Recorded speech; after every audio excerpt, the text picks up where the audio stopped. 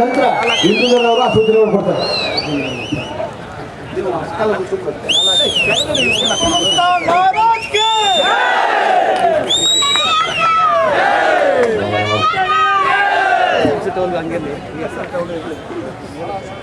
ಸಭಾಧ್ಯಕ್ಷರೇ,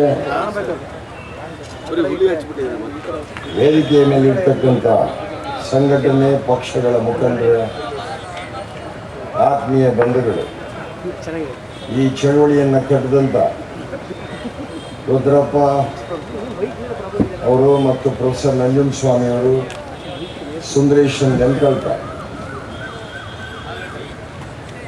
ಸುಮಾರು 56,000 ಜನ ಕರ್ನಾಟಕದ ರೈತರು ಆತ್ಮಹತ್ಯೆ ಮಾಡ್ಕೊಂಡಿದ್ದಾರೆ. ಅವರ ಆತ್ಮಕ್ಕೆ ಶಾಂತಿ ಕೋರ್ತಾ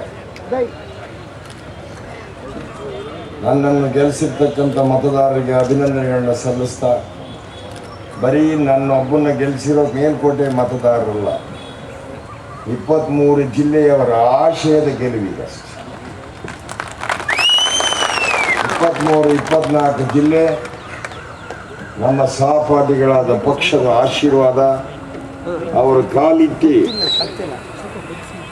ಅಪ್ಲಿಕೇಶನ್ ಹಾಕೋ ದಿವಸನೇ ಪಕ್ಷದ ಮುಖಂಡರು ಕಾಲಿಟ್ಟಿ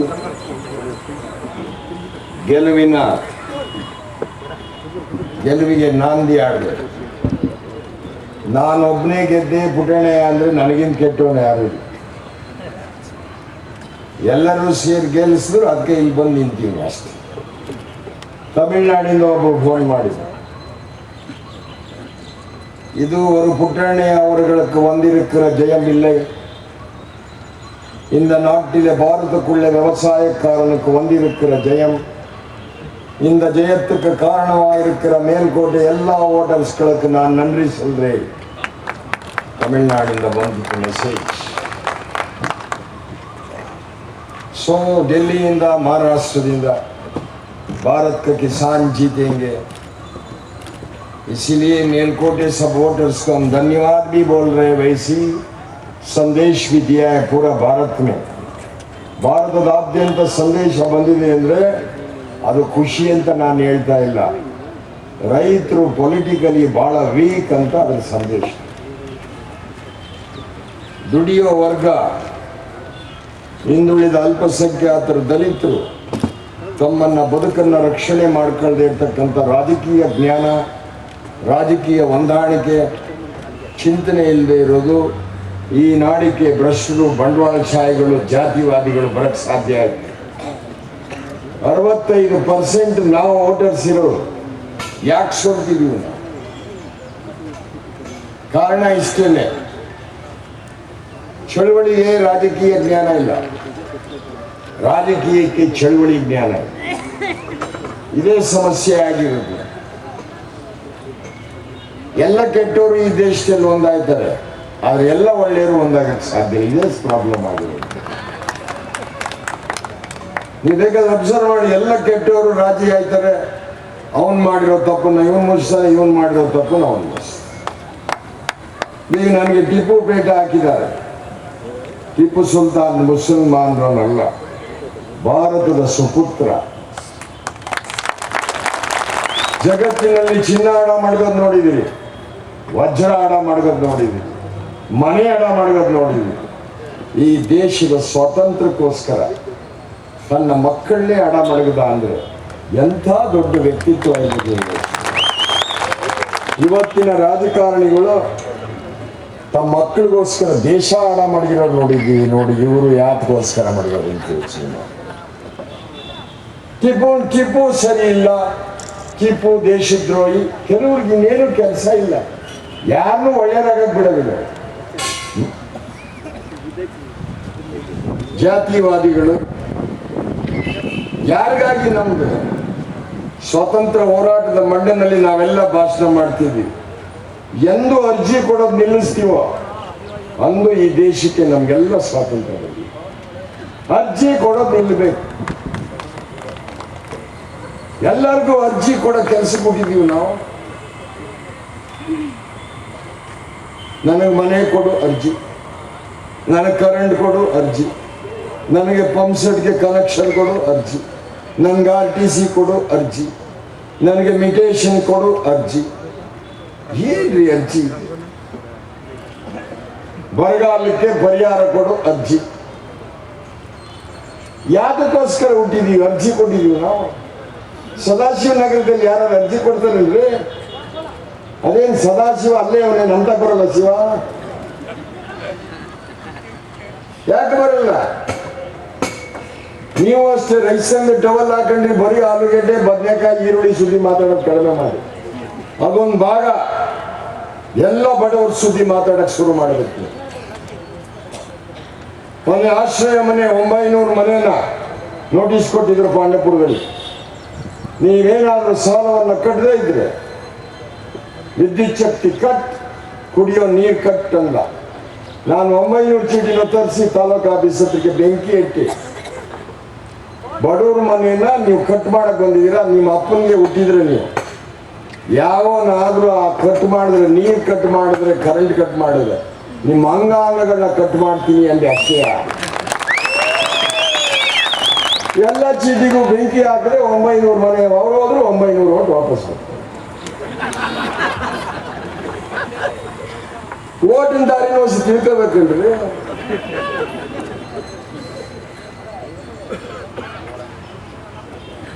ಒಕ್ಕಲಿಗರ ಸತ್ರೆ ಹೂನಾರ ಆಗ್ತಿದೆ, ಲಿಂಗಾಯತರ ಸತ್ರೆ ಹೂನ ಆಗ್ತಿದೆ. ಒಬ್ಬ ನಮ್ಮೂರಿನ ಮಗ ಒಬ್ಬ ಪರಿಶಿಷ್ಟ ಜಾತಿಯನ್ನು ಸತ್ರೆ ಹೂನಾರ ಕಾಲು ನಮಸ್ಕಾರ ಮಾಡಕ್ಕೆ ಯಾಕೆ ನಿಮ್ಗೆ ಸಂಕೋಚ? ಇದನ್ನೇ ಸಾಂಸ್ಕೃತಿಕ ಆಂದೋಲನ ಇರಬೇಕು. ಒಂದು ಚಳವಳಿಗೆ ಸಮಾಜದ ಬದಲಾವಣೆ ಆಗಬೇಕು. ಚಳವಳಿಗಳು, ರಾಜಕಾರಣ ಏನು ದೊಡ್ಡ ಸುದ್ದಿ ಏನಲ್ಲ, ಗೆಲ್ಲೋದು ನಮ್ಗೆ ದೊಡ್ಡ ಸುದ್ದಿ ಅಲ್ಲ. ನಿಮ್ ಸೆಲ್ಫ್ ಕಾನ್ಫಿಡೆನ್ಸ್ ಕಳ್ಕೊಂಡಿದ್ದೀರಾ. ನಾವು ಚುನಾವಣೆಯಲ್ಲಿ ಗೆಲ್ಲಕ್ ಆಗೋದಿಲ್ಲ ಅನ್ನೋ ತೀರ್ಮಾನ ಮಾಡ್ಕೊಂಡ್ಬಿಟ್ಟಿದ್ದೀರಾ. ನಾನು 14 ವರ್ಷ ಆಯ್ತು ಸೋತಿ, 12 ವರ್ಷ ವನವಾಸ, 1 ವರ್ಷ ಅಜ್ಞಾತವಾಸವನ್ನು ಮುಗಿಸಿ 14ನೇ ವರ್ಷಕ್ಕೆ ಅವಳು ಮರಳಿ ಬಂದವಳು ಸೀತೆ, ಮರಳಿ ಬಂದಳು ಪುಟಾಣ.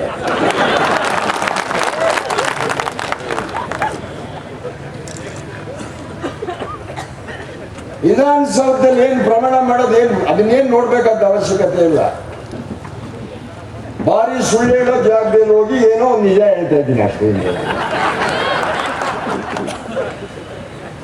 ಮೊನ್ನೆ ದಿವಸ ಒಂದು ಜೋಕ್ ಮಾಡಿದೆ ನಾನು. ಹಾವು ಕಡಿದ್ರೆ 1 ಲಕ್ಷ, ಕರೆಂಟ್ ಹೊಡ್ಸತ್ರೆ 1 ಲಕ್ಷ, ಕಾಲು ಜಾರಿ ನೀರು ಬಿದ್ದರೆ 1 ಲಕ್ಷ, ಈ ತರ 1 ಲಕ್ಷ ಕೊಡ್ತಿದ್ರು.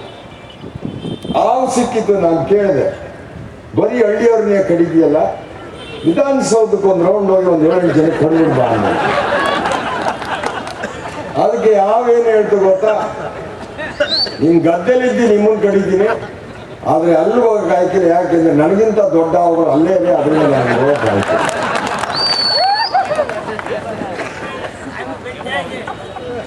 ತಿಳ್ಕೋಬೇಕು ನಾವು. ಧರ್ಮಾತೀತ, ಜಾತ್ಯಾತೀತ ರಾಜಕಾರಣದ ಸಾಂಸ್ಕೃತಿಕ ಬದಲಾವಣೆಯನ್ನ ಕಟ್ಟಬೇಕು ನಾವು. ವೇದಿಕೆ ಮೇಲೆ ಇರ್ತಕ್ಕಂಥ ಗಣ್ಯರು 2 ತಿಂಗಳು, ನಾನಲ್ಲ, ನಾನೊಬ್ಬ ಸಾಂಕೇತಿಕ ಗೆದ್ದಿರೋನು. ವೇದಿಕೆ ಮೇಲಿರೋರು ಜವಾಬ್ದಾರಿ ಜಾಸ್ತಿ ಇರೋದು. ನಾನು ಎಲ್ಲ ಕೊಟ್ಟಿರೋ ಮಹಾಬೃಹಸ್ಪತಿನೂ ಅಲ್ಲ. ನಾನು ನಿಮ್ಮೆಲ್ಲರ ಸಹಕಾರ ಸಲಹೆಗಳನ್ನ 2 ತಿಂಗಳು ಒಂದ್ಸಾರಿ ಸೇರಿ ಒಂದು ವಿಧಾನಸೌಧದಲ್ಲಿ ನಾನು ಮಾಡಬೇಕಾಗಿರ್ತಕ್ಕಂಥ ಕೆಲಸವನ್ನ ತಿಳಿಯಿರ್ತಕ್ಕಂಥ ಹೊಣೆಗಾರಿಕೆ ನಿಮ್ಮೆಲ್ಲರೂ. ಆದ್ರಿಂದ ಇನ್ನೊಂದು, ನೀವು ಜವಾಬ್ದಾರಿ ಜಾಸ್ತಿ ಬೆಳೆಸ್ಕೋಬೇಕು, ಬೇಜಾರು ಮಾಡ್ಕೋಬೇಡಿ. 25,000 ಜನ ಬರ್ಬೇಕಾಗಿ. ನನ್ನ ಕಳ್ಸಕ್ ಬರ್ರಿ ಅಂತ ನಾನೇ ಹೇಳಿ, ನಾನು ಹೇಳಲಿಲ್ಲ ಯಾರಿಗೂ. ಇವತ್ತು ಬರ್ಬೇಕಾಗಿತ್ತು ಬೆಂಗಳೂರಿಗೆ 25,000 ಜನ. ಹುಡುಗಾಟ್ಗಳು ಎಲ್ಲ ನಾನೆಲ್ಲ ವೈಕಿರೋಣ. ನಿಮ್ಮ ಬದುಕಿನ ಸಂಕಟವನ್ನು ತಗೊಂಡು ಹೋಗ್ತಾ ಇರೋದು ವಿಧಾನಸೌಧ. ಆಯ್ತು, 29 ಒಂದು ಹೆಡ್ಗೆ ಗೊತ್ತಾಗಂಗಿಲ್ಲ ಅಣ್ಣ, ಬರ್ತಾ ಇರ್ಬೇಕು ಸುಮ್ಮನೆ ಕಡ್ದು ನುಗ್ಗಬೇಕು. ಬ್ಯಾಂಗ್ಳೂರಲ್ಲಿ ನುಗ್ಗಬೇಕು, ಮೆಸೇಜ್ ಕೊಡ್ಬೇಕು. ನಮ್ಮನ್ನ ತಿರಸ್ಕಾರ ಮಾಡಿದ್ರೆ, ನಮ್ಮ ಬದುಕಿನ ಜೊತೆಲಿ ಹುಡುಗಾಟುಗಳು ಆಡಿದ್ರೆ ವಿಧಾನಸೌಧವನ್ನು ನಾವು ಕೈ ತೆಗೆದುಕೊಳ್ತಕ್ಕಂಥ ಕಾಲ ಬರುತ್ತೆ. ಎಚ್ಚರಿಕೆ ಅಂತ ಹೇಳ್ಬೇಕು. ನಿಮ್ಗೆ ಯಾವ ಪೊಲಿಟಿಕಲ್ ವಿಲ್ ಇದೆ? ಯಾವ ಪೊಲಿಟಿಕಲ್ ವಿಲ್ ಇದೆ? ಯಾರು ನಿಮಗೆ ಸಂಪೂರ್ಣ ಅಧಿಕಾರ ಕೊಡಕ್ಕೆ ಶಕ್ತಿ ಇದೆ ಅವ್ರಿಗೆ? ಎಲ್ಲ ಗಂಟೆಗಟ್ಟಲೆ ಮಾತಾಡ್ತಕ್ಕಂಥ ವಿಷಯ. ಬಹಳ ಮೇಧಾವಿಗಳನ್ನೆಲ್ಲ ಹಾಕಿದೀವಿ ನೋಡಿ, ಎಂತ ಹೋರಾಟಗಾರನ ಹಾಕೊಂಡು. ಗಾಂಧಿಯ ಕನಸು ಏನು? ಏಕೇಕಿ गांव ಏಕೇಕಿ ಸರ್ಕಾರ बनाना है. अन्ना हजारे कनसेन आर्थिक विकेंद्रीकरण के बारे में सोचना है, इकोनॉमिकल डिसेंट्रलाइजेशन होना है, भ्रष्टाचार कम करने के लिए सब एक ही पंचायत सरकार बनाना है, वैसी घोषणा किया है. ಏನಾಯ್ತದೆ? ಯಾರು ಆ ಘೋಷಣೆ ಕೇಳ್ತೀವಿ? ಒಬ್ಬ ಮಾತಾಡ್ತಾರೆ ಸುದ್ದಿ. ಒಂದು DC ಕೇಳಿದೆ, ಬರಗಾಲ ಅಂದ್ರೆ ಗೊತ್ತಾ? ಸರ್ ಇಂಥ ಮೀಟಿಂಗ್ ನೀವು ಯಾಕೆ ಬಂದಿರಿ ಅಂತ ನನಗೆ. ನಿಮಗೂ ಗೊತ್ತಿಲ್ಲ, ಅವನೊಬ್ಬನಿಗೆಲ್ಲ, ನಿಮಗೂ ಗೊತ್ತಿಲ್ಲ. ಹಸಿ ಬರಗಾಲ ಮತ್ತು ಹುಸಿ ಬರಗಾಲ ಅಂದ್ರೆ ಗೊತ್ತಾ? ನಿಮಗೆ ಗೊತ್ತಿಲ್ಲ. ಇವ್ರಿಗೆ ಒಣ ಬರಗಾಲ ಅಂದ್ರೆ ಏನು, ಹಸಿ ಬರಗಾಲ ಅಂದ್ರೆ ಏನು, ಯಾವುದಾದ್ರೂ ಒಂದು ನೀತಿ ಈ ದೇಶದ ಪ್ರಧಾನಮಂತ್ರಿಯಿಂದ ಹಿಡಿದು 65% ಜನರಿಗೆ ಒಂದು ಶಬ್ದದ ಮಾತು ಯಾರು ಆಡಿದ್ದಾರೆ?